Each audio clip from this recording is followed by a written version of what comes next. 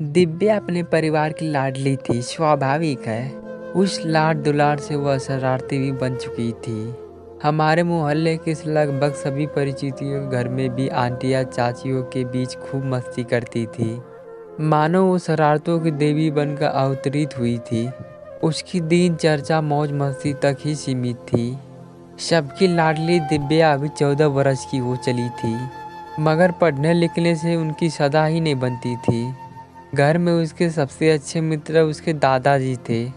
जो कुछ पढ़ा सीखा वो दादाजी की बातों से ही थी। उसे एक बात की बहुत चिढ़ थी, वो अभी शादी की बात पर, मगर दादाजी को यही बात बहुत भाती थी।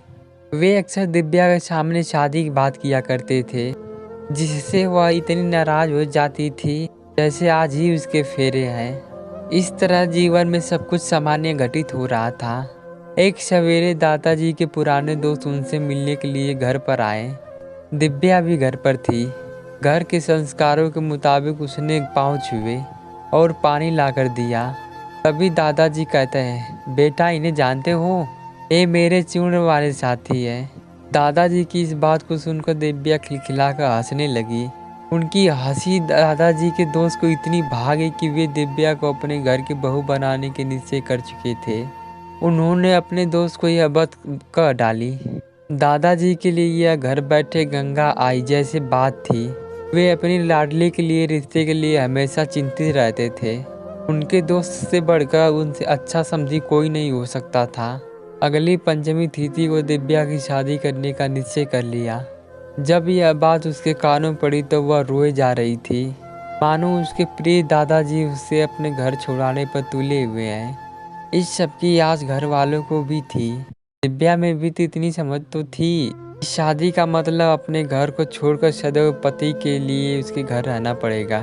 इस तरह दोनों की शादी बड़ी धूमधाम से हो गई। शादी के बाद पति पत्नी पहली बार मिले और अगले दिन दिव्या के पिता बेटी को लेने के लिए घर आए। इस तरह गृहस्थ जीवन चलता रहा। दिव्या कभी अपने ससुराल तो कभी अपने मायके आती जाती और जिंदगी चल रही थी। दिव्या और उसके पति के बीच अक्सर बच्चों की तरह कहासुनी होती रहती थी।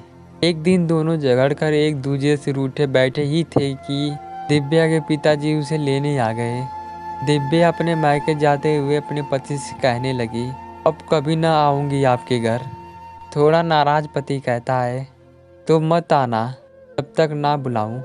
दिव्या जवाब देती है, तो मुझे क्या पता चलेगा कि आपने बुलाया है। पति कहता है, जब कभी तुम्हें कोरा कागज दिख जाए तो समझ लेना मेरा बुलावा आया है।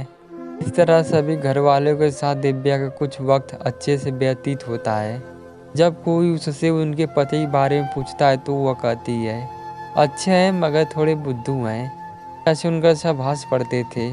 मायके रहते हुए 2 हफ्ते ही हुए थे। ससुर जी दिव्या को लेने आ गए। उसने कुछ दिन और ठहरने की इच्छा जताई और ससुर जी ने भी बात रखने के लिए कुछ दिन और रुकने का कह दिया। कुछ ही दिन बीते थे कि दिव्या को लेने उनके जेठ जी आते हैं।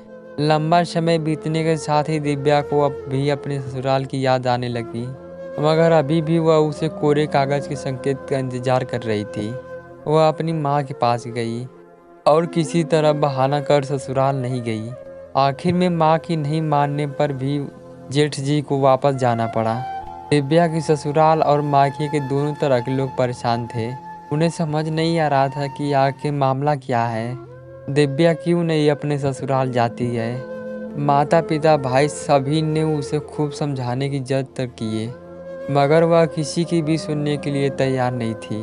ससुराल में जब दिव्या के न आने की चर्चा बढ़ने लगी तो दिव्या के पति ने स्वयं ही कोरे कागज वाली कहानी सभी को बता दी। बस फिर क्या था, दिव्या के ससुर जी अगले ही दिन एक कोरा कागज लेकर दिव्या को लेने आ गए। उसे भी कागज का इंतजार था। वह कागज को देखते ही उस पर अपने पति का नाम लिखकर अपना सामान बांधकर अगले दिन अपने ससुर जी के साथ पति के घर चली गई। दिव्या का पति भी इस घटना से बेहद मर्मज्ञ हो चुका था। इस तरह दिव्या का अपने मन चाहे पतिदेव पुनः प्राप्त हो। दोनों ने मिलकर खूब बातें की। आज भी वे खुशी से जीवन व्यतीत करते हैं। जब कभी उनके बीच कागज का जिक्र आता है तो दोनों के बीच चेहरे पर एक हल्की मुस्कान अवश्य आ जाती है।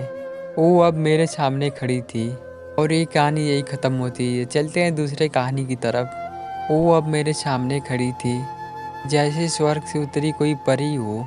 मेरी नज़रों में जैसी उसकी तस्वीर कैद हो गई है।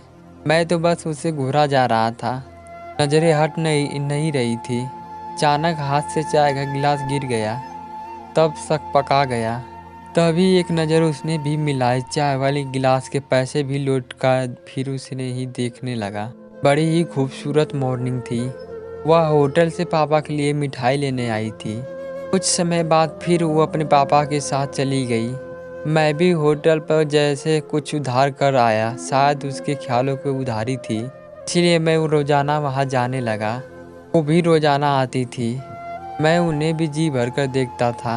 हम दोनों के बीच अनसुनी और अनकही बातें होती रहती, जो आंखों से जुबान तक नहीं पहुंच सकती। मेरी पढ़ाई पूरी हो गई, मैं एक स्कूल में प्रिंसिपल बन गया। एक दिन उसी कॉलेज में मेहंदी लगाए हुए परी को एक बच्चे के साथ जाते देखा। दिल ने मुझसे कहा, एक बार हिम्मत करके दिल की बात उनको बता दो, लेकिन मन में मैं भी लज्जा था। मैं बस उन्हें ही देखता जा रहा था। वो धीरे धीरे मुझसे दूर होती गई। मैं तेजी से दौड़ा और उनकी तरफ गया। कुछ कदम जाने के बाद निकल सुनकर वो पीछे मुड़ी और मेरे कदम वही थम गए। सांसें फूल रही थी। वो मुड़कर बोली, प्यार करना आता है, इजहार करना नहीं आता, दिल जोड़ना नहीं आता। शायद गिलास तोड़ने वाले दिल टूटने की आवाज़ सुनकर नहीं पाते हैं। उन्हें किसी के दिल का टूटना गिलास टूटे जैसा ही लगता है। इतना कहकर वो चल पड़ी। जाते जाते वो कह गई, काश तुम्हें प्यार का इजहार भी करना आता। और ये कहानी यही ख़त्म होती है। Thank you.